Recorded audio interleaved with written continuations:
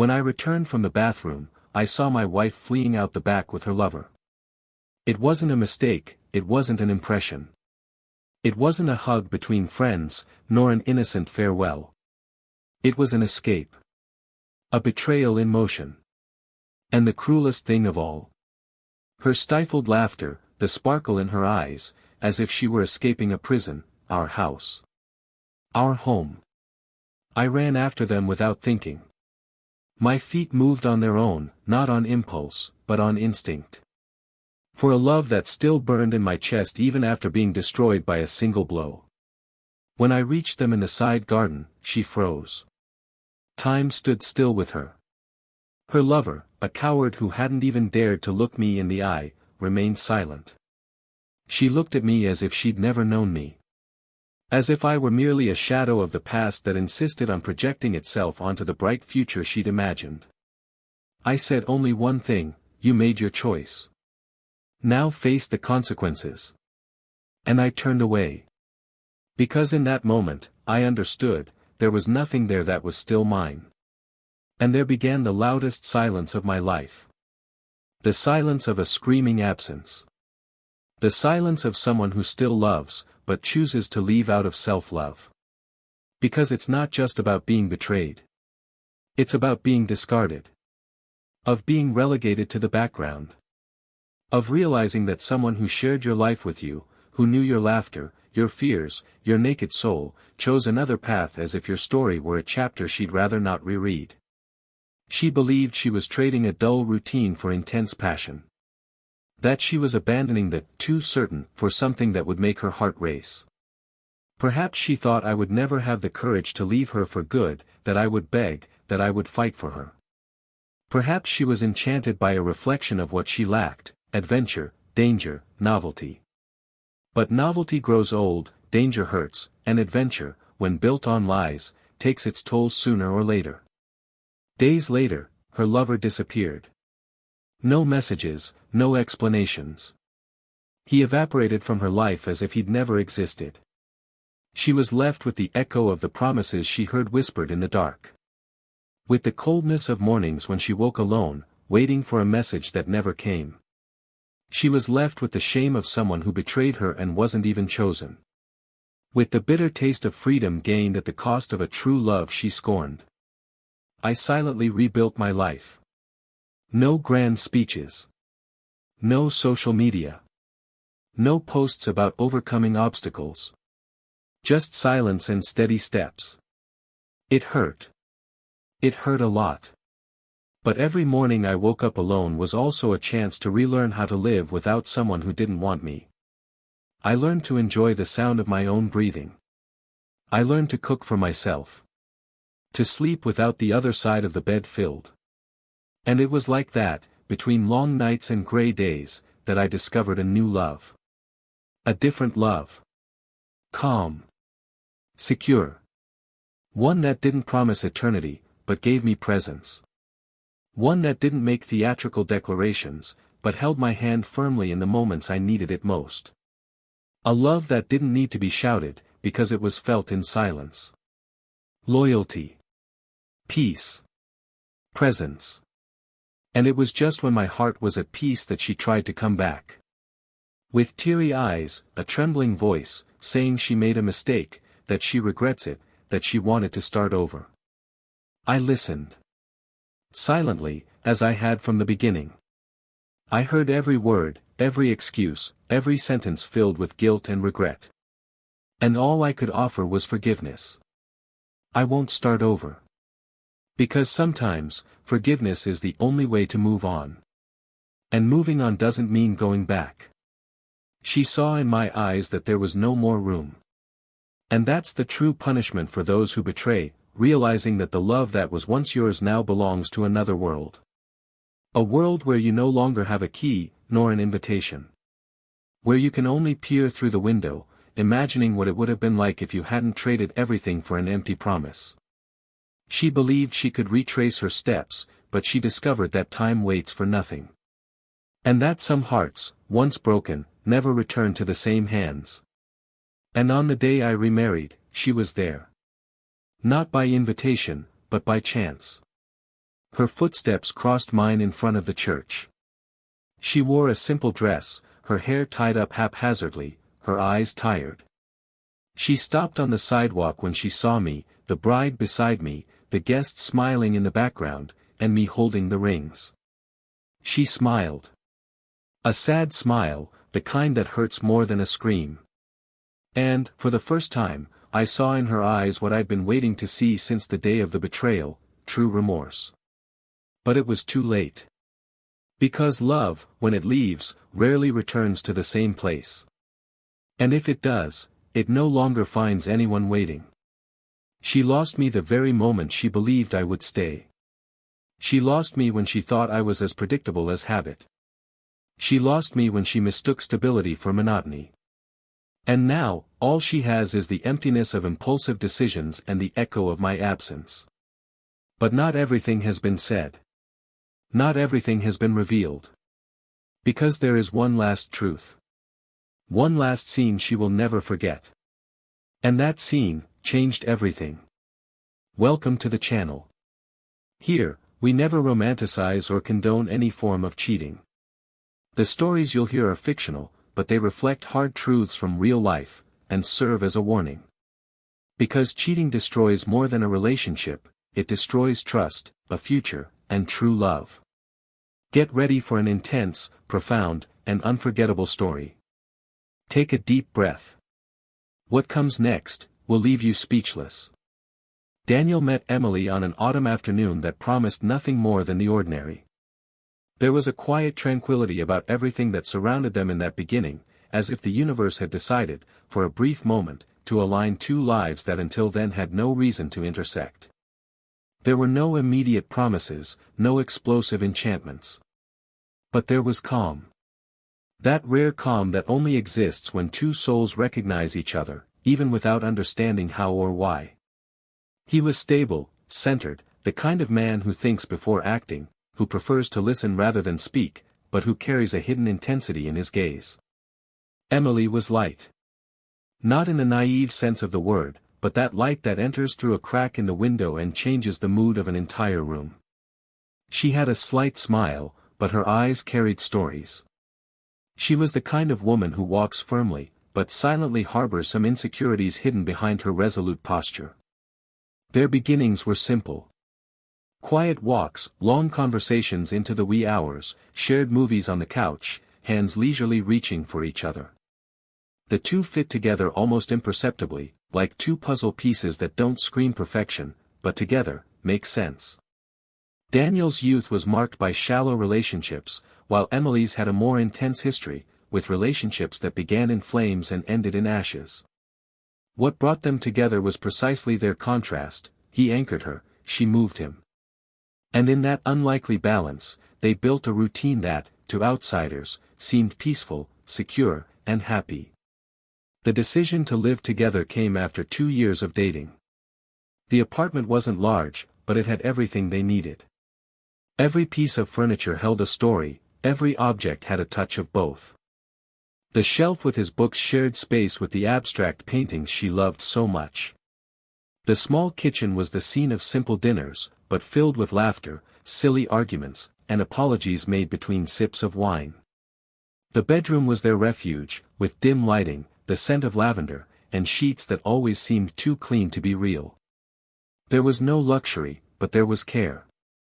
A care that can't be bought, that can't be faked.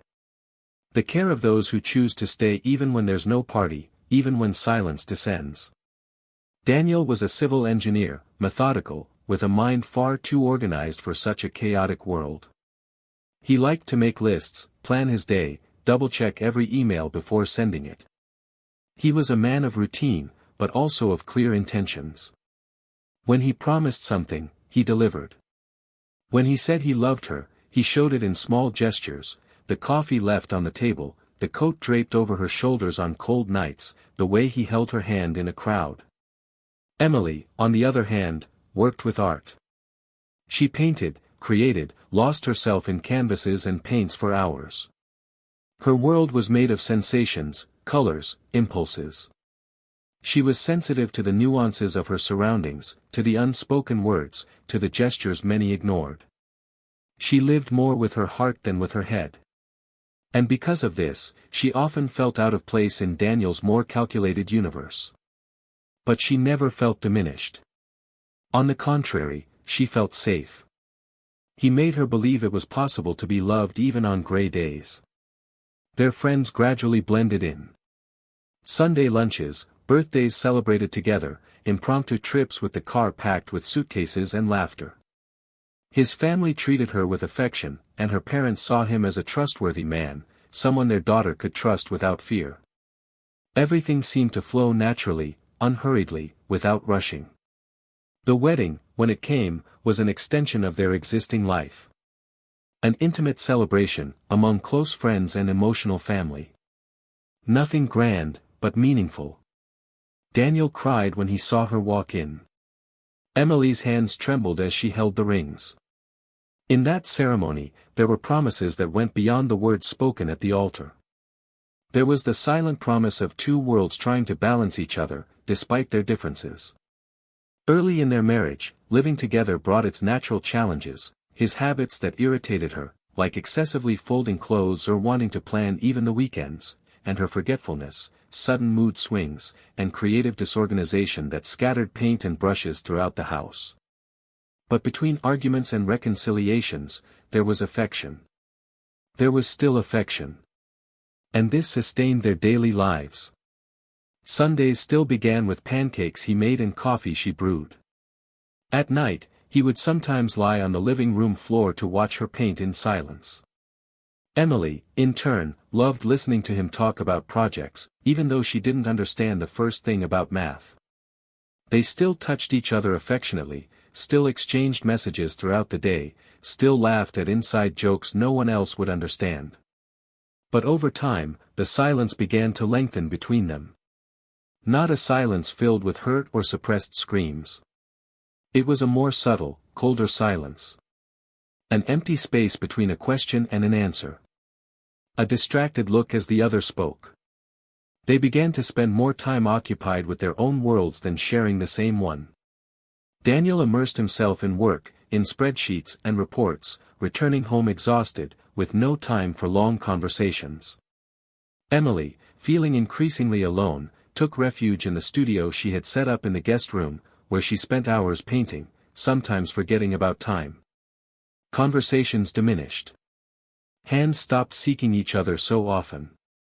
Kisses became quicker. Hugs became more formal. Love still existed, but it was quiet, dormant under the dust of the same days. Still, he looked at her tenderly. Even in his fatigue, even in his routine, there was still admiration. She, on the other hand, was beginning to lose herself in questions. Not for lack of love, but for an excess of doubts. She began to wonder if this was the right path, if this kind of relationship was enough. She felt trapped in a version of herself she no longer recognized. She missed something she couldn't name. And this feeling, so difficult to translate, began to spread through her gestures, through words spoken with less conviction, through eyes that no longer shone with the same things.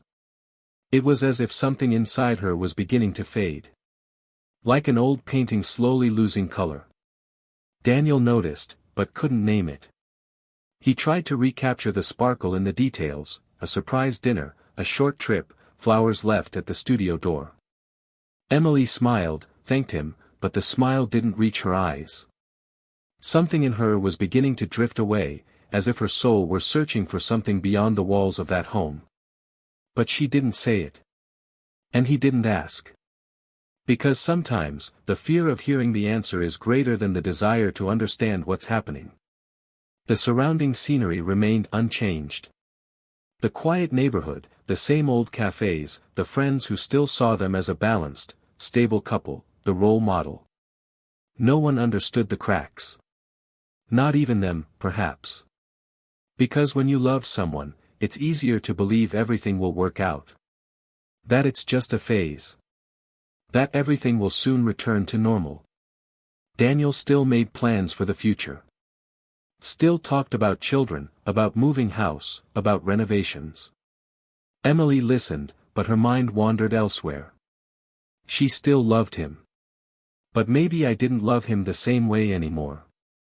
Between dirty paintbrushes and silent dinners, between unreturned phone calls and postponed conversations, what was once a solid construction began to become uncertain ground. There was still no betrayal, no goodbyes. But there was distance. A distance measured not in meters, but in suppressed sighs and averted glances. And it is in this kind of emptiness that, sometimes, stories begin that should never have been written. It was an ordinary night, one of those where everything seems to be going as it always has, that everything fell apart. The house was silent, except for the sound of the shower echoing in the hallway. Daniel had gotten up to get a glass of wine while Emily said she'd take a quick shower. Dinner had been lukewarm, not because of the food, but because of the lack of conversation. She'd been strange for weeks, more introspective, more absent, as if something inside her was always far away, even when her body remained there. He noticed, but didn't question it. Partly out of fear, partly out of exhaustion. And in that moment, he just wanted to try one more time to make the night light. He walked to the kitchen with slow steps, felt the cold floor under his feet, opened the bottle, poured both glasses, and returned to the living room. He sat on the sofa, staring at the closed bathroom door. He took a deep breath. He closed his eyes for a moment. He thought about saying something nice when she left. Maybe reminiscing about old times. Maybe just listening to her more attentively. But then, her cell phone vibrated on the coffee table. It was a habit she'd recently developed, leaving her phone there, out of sight, to rest her mind. But Daniel knew better. He knew she was protecting something. The phone vibrated more and more. 1, 2, 3 messages. All with the same name on the screen. A name he'd never seen before. A name that wasn't part of their circle. And what broke everything wasn't curiosity, it was urgency. The last notification said, "Sorry for disappearing. Can we talk today? I miss you." Daniel felt his blood run cold. It wasn't surprise. It was confirmation. His heart didn't race, he didn't scream, he didn't throw a tantrum. He just stood there, motionless, staring at those words. As if each letter was a blow to his chest. He stood up slowly, picked up his cell phone carefully, as if carrying something fragile, and walked toward the bathroom. The water was still running. He knocked on the door twice. Not violently, but firmly. Emily replied, surprised, that she was already leaving. But he opened the door anyway. Steam filled the hallway. Startled, she quickly covered herself with the towel, her eyes wide. The cell phone was in his hands. And silence, once again, was the first to speak. He held out the phone without saying anything. She took it. She saw the screen. The name. The message. She froze for a few seconds. Then she looked at him as if unsure of what to do with her own guilt. He asked with a calmness that cut deeper than any shout, "Who is it?" She hesitated. Took a deep breath. Tried to look away, but he insisted. "You owe me this. At least this much." "True." And then she sat on the edge of the bed, her body still damp, the towel clutched to her chest, as if trying to protect herself from herself. And she confessed. She said she'd met the man months ago, at an art exhibition where she'd been invited to display her paintings. That at first it was just an exchange of ideas, a conversation about art, about inspiration. That he'd enchanted her with his words, with his spontaneous gestures, with the freedom he exuded. That he'd made her feel alive, desired, seen. Different from how she felt at home, where conversations had revolved around bills, commitments, routines. She said she hadn't planned anything, that things had simply happened. That an afternoon had turned into a kiss, and a kiss into something more. That she'd felt confused, guilty, but at the same time, alive. Daniel listened to everything without interrupting. Not because he wanted to, but because he needed to. Each word was a delicately stabbed knife. She spoke with a choked voice, but she didn't try to justify herself. She simply told the bare truth, without embellishments. She said the man had disappeared out of nowhere a few days ago. That he'd stopped responding, disappeared from social media, and stopped answering calls. And that she felt lost. Empty. She said she'd thought about telling him, that she'd thought about leaving, but she'd been afraid. Afraid of losing what still existed between them. Afraid of being alone. Daniel stood up. He walked slowly to the bathroom. He washed his face. And when he returned, he simply said, "You made your choice." The next morning, she packed a small suitcase, calmly, without rushing. She left the ring on the kitchen table. She didn't shout. She didn't ask for an explanation. She simply left. She sat in the living room, her eyes fixed on the closed door, waiting for him to return. But he didn't. And when she finally summoned the courage to look for him, days later, she discovered he didn't want to talk. He withdrew from everything, even from mutual friends. He traveled for a while. He stayed off the internet. He changed his routine. And he rebuilt himself in silence. What Emily never expected was that, months later, without any contact from either of them, she would see him again. Not for a planned reunion, nor for an apology. But at a wedding. His wedding. Emily hadn't been invited. She was there by chance, accompanying a friend who was the bride's cousin. When she arrived and saw the outdoor altar, the smiling guests, the light-hearted atmosphere, she never imagined it would be him. But when the ceremony began and she saw him entering in his navy blue suit, his eyes steady, his smile calm, she felt the ground disappear beneath her feet. The world spun. And there, for the first time, she understood what true repentance was. The bride was serene. Beautiful. There was sweetness in her gaze. When Daniel saw her, his eyes lit up in a way she'd never seen before. Not with euphoria, but with peace. Emily couldn't bear it. She took 2 steps back, took a deep breath, and tried to leave discreetly. But he saw her. For an instant, their eyes met. He didn't look away. He kept his gaze steady, polite, unwavering. There was no anger. No longing. Only absence. A definitive absence. That night, lying in bed, Emily reread every old message. Every memory of the two of them. Every photo. Every plan. And she cried like she'd never cried before. Not just for losing him. But for realizing she'd lost him at the very moment she believed he'd always be there. And in that ceremony, the moment he exchanged vows with another woman, it was as if someone had ripped out every page of the story they'd written together. And started over from scratch. Without her. This was the true punishment. Not public. Not scandalous. But intimate. Silent. She didn't lose Daniel to someone else. She lost him to herself. To the choices she made. To the time she wasted on someone she didn't even have the courage to stay with. And as he sealed a new life, she wallowed in the memory of everything she threw away. And the cruelest thing of all was learning that he didn't hate her. That he forgave her. But he would never love her again. And that, no one gets over it. Emily still lived in the same apartment.